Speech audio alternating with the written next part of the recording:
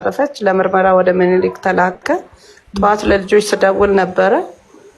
ያው በቃ አሁን ሬሳው እዚህ ነው የሚል ነበር ሀሳብ እንትን የነበረው። አሁን በቃ የምን ፎቅ ላይ ወደ ቤተሰብ ስለሚላክ ወደዛ እየሄድን ነው። የምን ፎቅ ነው? የምን ፎቅ ነው? አፓርታማ ነው የሚኖሩበት። እንዴት ሰው ከአፓርታማ ላይ ወድቆ ይሞታል ታዲያ? አይደለም አምስት ነው አሉ። ከአምስት ላይ ውጤት አልመጣም ታዲያ? አምስተኛ ላይ ናቸው። ውጤት አልመጣም። የሬሳዋ ምርመራ በነገራችን ላይ ጂጂ ትላንትና ቪዲዮ ፖስት አርግታ ነበር እየደነሰች ማለት ነው። እና ምንም ነገር አይታወቅም። በጣም ነው ግን የሚገርመው። አማይ ኦፍ ደርቢቴሞ አይደል ነው ማለት ያ ብቻ አይደለም እኮ ዛሬ ልደቷ ነው። ሜካፕ ስትሰራ ፀጉሯን ስትሰራ ምናምን ነበር አሉ ትላንትና። እሱ ራሱ አብሯት ነበር አሉኝ።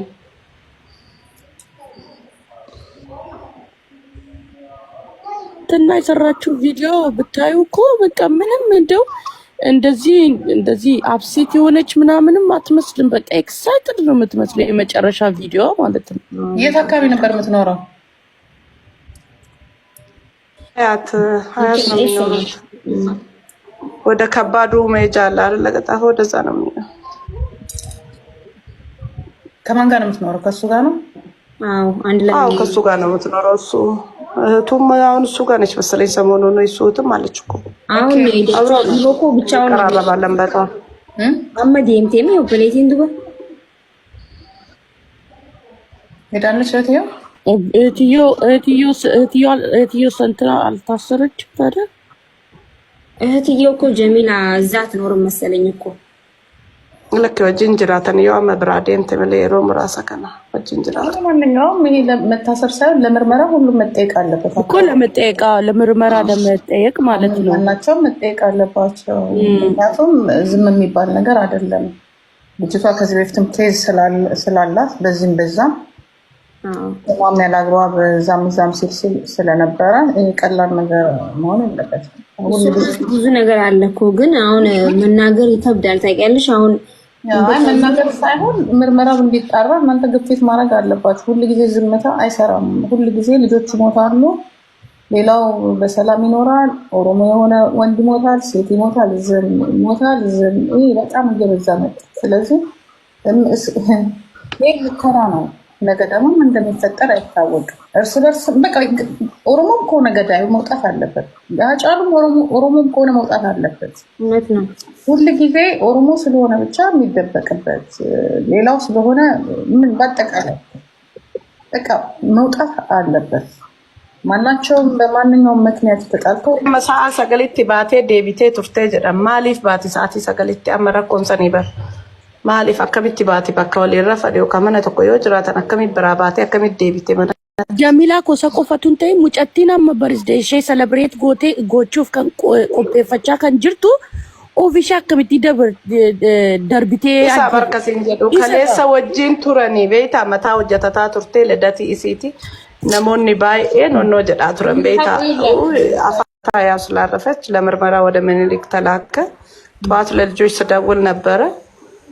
ያው በቃ አሁን ሬሳው እዚህ ነው የሚል ነበር ሀሳብ እንትን የነበረው። አሁን በቃ የምን ፎቅ ላይ ወደ ቤተሰብ ስለሚላክ ወደዛ እየሄድን ነው። የምን ፎቅ ነው? የምን ፎቅ ነው? አፓርታማ ነው የሚኖሩበት። እንዴት ሰው ከአፓርታማ ላይ ወድቆ ይሞታል ታዲያ?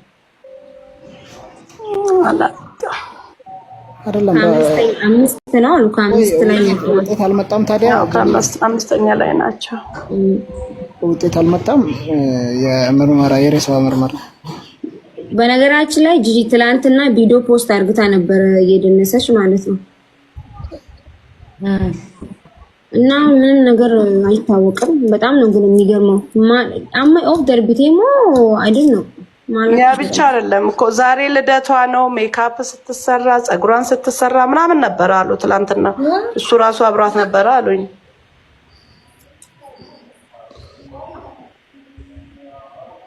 እና የሰራችው ቪዲዮ ብታዩ እኮ በቃ ምንም እንደዚህ አፕሴት የሆነች ምናምንም አትመስልም። በቃ ኤክሳይትድ ነው የምትመስለው። የመጨረሻ ቪዲዮ ማለት ነው።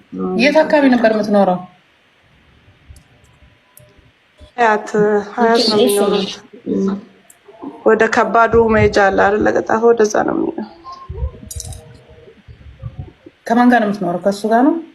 አዎ አንድ ላይ። አዎ ከሱ ጋር ነው የምትኖረው። እሱ እህቱም አሁን እሱ ጋር ነች መሰለኝ። ሰሞኑን ነው እሱትም አለች እኮ አሁን አጀፈምቲ ኢጆሌ ሞዴሊ ገነገራ ድራማ ሆጀተን አጀፈሙ ወረ ቤቤከምቱ ኢጀጃምሱ ጀቹudha ማሊፍ ኢቲን ኡመኒ ኩን ሃወጩፍ isa waa'ee isa gaaffiirraa qabu dhiisee gara kanatti akka deebi'uudhaaf uummata kana barjaajessuudhaaf akka uummanni kun cinqamuudhaaf kan godhan warra qaama mootummaati. Fagoo hin jiru kun dubbadhaa dhugaashee duwasiin oolu garuu. Asiin dura waan godhanii soora mucaa aktiivistii san waan biraan godhuu magaalaa keessa deemee sirba qofa waan sirba. Mucaa san dhabama godhanii kan abbaa kanaa sanii hin jenne jechuudha. Itoophiyaa keessatti wanni xiqqoo isii quuqama sabaa waan wayii godhu Itoophiyaa keessaa Addis Ababaa Finfinnee jiran san keessatti dhiiguma dhuyti jechuudha. Kutaa Oromiyaa kutaa biraa keessatti maaliif hin duune ijoolleen Oromoo naannoma Finfinnee kana keessatti ajjeesanii jechuudha. Finfinnee ammaaf nutu hoogganaa nutu bulchaaranii nutu hoogganaara nuun bultii jedhanii garuu ijoolleen Oromoo qabsaa'onni Oromoo Finfinnee warra bosonaa caala warri dhumaa jiru ijoolleen bebbeekamtoon naannoo Finfinnee kana keessatti jechuudha. Kana maaliif akka ta'u Finfinnee san keessatti Oromoo mataan gaccabsuuf waan barbaanne Oromoo san Finfinnee Oromoo jechisiifna asiin Oromoo sirbisiisaa asiin Oromoo keessa ajjeesifna waan jedhan fakkaata. Kanaaf jajjabaatanii falmachuun baay'ee barbaachisaadha.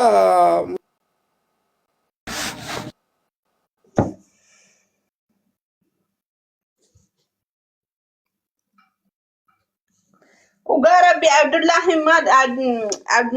mucaan maal godhe mucaan homaa tokkoon godhe mucaan biraan jiru jedhame taanaani eenyutu ajjeese inni otoo bira jiraate hayya shakkamuu danda'a. Qaamaan biraan jiru yoo ta'e yoo mana tokko keessa hin jiran ta'e addee mucaan maal godhe?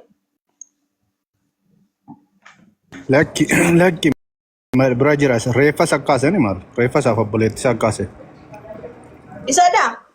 Yaa kan reeffa lafaa kaase isaaf obboleetti isaa dabar. Kanaaf hidhamu. Yaa halkan sana liyoo. Wal faana turan. Rayyaan san interview kenna. Yaa guyyaa dhaloota isheetii ture kaleessa bar. Har'aadha kaleessa akkoo qixxixaa turte jedhan har'aadha guyyaa dhaloota. Suura ka'uudha wajjin tureedhaan gurbaanii waan ta'eef kuni waanuma bira qabaa hin qabne sumatu itti gaafatama. Hiriyoonni ishees waan barreessaa jiran argaa jirtu inni kanaan dura simachaa turte fakkaata. Kana mootummaatti harkisuus min gaafatu ofuma siyaasattis harkisuuni hin taatu kun jaalaluma jedhanii wal miidhamsa meeqa gaggeeffamaa jira maali dhiironni keenyas dogoggora qabu shamarranni keenyas dogoggora qabu ijoollee biyya Arabaatii galan isa jaallanne jedhanii meeqatu hojjetaa so inni kun immoo isa guddaadha ifa beemi namoota isaan beekamoodha so anyway amma adda bahutti garuu itti gaafatamaan Andu'aalamidha. Andu'aalamii wanti itti gaafatama so jechuun qulqulleessuun hin danda'amu. Kanaan dura olii wajjin jiraachaa turan mana tokko keessa maaltu dhufnaan adda ba'an kaleessa. So hundumaaf seerri qabatee jira waan ta'eef gara siyaasatti harkisuun gara mitti harkifama siyaasa Andu'aalam siyaasa kam keessara. Maalidha beektani fakkeenyaaf inni biraan jiru jechaa jiru namoonni hedduun garuu hin beekani isa kana irraan baafanne garuu amma afgaaffii miidiyaadhaaf hiriyaansaa godhe lalisaan irraa dhaggeeffadhaa waan inni jedhu reeffa Andu'aalamii kaasee.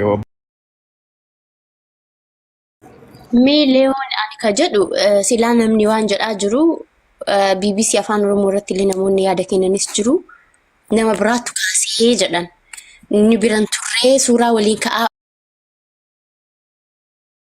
oolaniiti deemee hin turree halkaniitti bilbilameeti kan mana yaalaatti dhufee jedhan so atiin Oromiyaa News irra dhaggeeffadhu waan kijibaasitti haasa'aa jiru Oromiyaa News Daily News kan jedhu dhaggeeffadhu riyaasa gurbaasa sirba guutuu barreessee febbatu afgaaffii godhe lalisaan diriyaas. Na akka lalisaan jedhutti lalisaanis irraa qolachuu barbaada garuu Andu'aalem itti gaafatamaa by any means. Yaa itti gaafatama mana tokko keessa jiraatu taanaani abbaa mana tokko keessa jiru taanaani itti gaafatama jalaan ba'u garuu maal akka ta'e itti gaafatamu dirqamanni kun garuu immoo hin jiru yoo ta'etu gara biraatti nama geessa. Amma jaalala sirbaa jaalala weelloo beekamaa nama beekamaa keenya ta'uusaa mentaaliti sana akkuma sanatti qabadda. Garuu immoo haqa mucaa sana ilaala. So mucaan kun of darbattee yoo taatu there is something between them. Gidduu isaanii rakkoo jiru gadi mucaan kun murtii kanarra hin geessu. Itu abbaa manaa gaarii beekamaa qabdu jechuudha. Itu rakkoon hin jiraanne. Isa sana kan seerri barbaadamu.